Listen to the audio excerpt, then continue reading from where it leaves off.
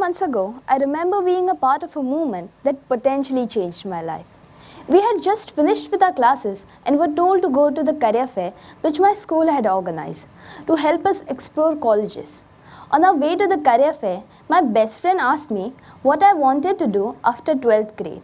And just like that, the career talk began. We all mentioned all the fancy career options that people generally talk about. But we weren't really sure though. Like how many of us have a whole life figured out at the age of 16, right? What I remember is that one of my friends casually mentioning the possibility of her choosing politics as a career option. What I distinctly remember is that right after she said that was the disbelief and judgment. And I felt like something broke in me. Everyone in that moment gave a laugh, and it came from a place of mockery. It felt like this friend of mine was judged even for mentioning the possibility of her choosing politics as a career option. Later that day, as I reached home late in the evening, I could not quite do stuff. Normally, I'm quite detached that way.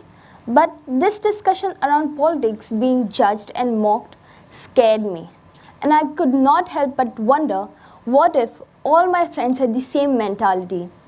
Who would run my country in the future then? Namaste everyone, this is Parthivi Sawant. Let's talk about why politics is such a misunderstood term among my generation. So, what comes to your mind when I say the word politics? Let's please be honest within our hearts. I know my experience is mostly limited to my generation, because those are the people I generally talk to. But if I had to verbalize my observation, most of us jump to things like corruption and fake promises. And this is mainly because sometimes people on social media tries to portray politics in negative light. What saddens me is that people fall for the drama that is made out of issues that needs a true listening ear. When we create drama around all the important issues and declare politicians as the only bad guys in it, we take away issues that needs authentic representation. People fall for what they read and watch in the morning without giving it any thought. And it's my generation who's facing the brunt of it. How? By villainizing politicians. Think about it. Why would anyone choose something that comes with so much unnecessary criticism and judgment? Today, I stand here not to tell you what is right or wrong. It is not my place to pass those judgments and define morality.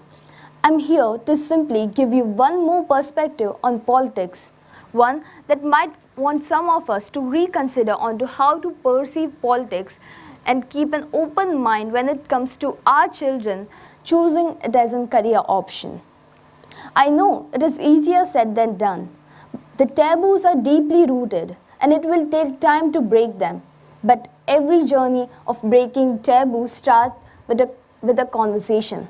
And that is all I wish to do here. Start a conversation. Let us take one of the most discussed stories in recent time. Lockdown. What happened during the first COVID wave? None of us, and I repeat, none of us were aware as to how to fight against a virus that was never known to the humanity. I request you all to raise their hands if you agree with what I say next. We were all scared. Agreed? We were all confused. Agreed? We did not know how to deal with the lockdown. We were suddenly pushed into our houses and locked up. And what did we feel the most during the COVID wave? Anxiety, fear that then turned into frustration, and frustration into anger. And who bore the brunt of our frustration? The government. What surprised me is the fact that we acted illogically. Some of us violated all COVID guidelines, went to the markets with no proper precautions. We did not wear masks. Those who wore them wore under their nose. We did not sanitize. Social distancing was not followed. And when the government announced lockdown, there was an uproar. Here is something that surprised me even more. People who reacted strongly against COVID and took out their frustration on government. But here's something. Blaming government for every setback is too simplistic. Think about it. Why would the government, the decision to impose and later to lift the lockdown wasn't personal. It was based on complex consideration, including public health and economic stability. At 16 years of age, I could tell you the reasoning behind lifting the lockdown. That is, economy was at risk and education had been reduced to online classes, which no one took seriously. I missed 2 years of my school life and I kept wondering, why couldn't adults see that? Why every reaction has to be emotional? Leaders cannot afford to make decisions based on emotions, nor can they validate our emotion. So how can we reduce efforts made to save the economy and education while fighting COVID as a political agenda? This is not me trying to glorify politics. This is me trying to say that politics is a part of our lives. We cannot live detached from it. And when we create stereotypes around professions and careers that are practically part of our lives, we set boundaries for my generation. A lot of people use the phrase, politics is not for me, very casually, as if by saying that, they become a good person. Are we saying that the friend of mine who said she wanted to choose politics as a career option is a bad person? About 60% of our population is below the age of 35. We are a nation of bright young minds who will take our country forward if young minds are forced to believe in these stereotypes around politics.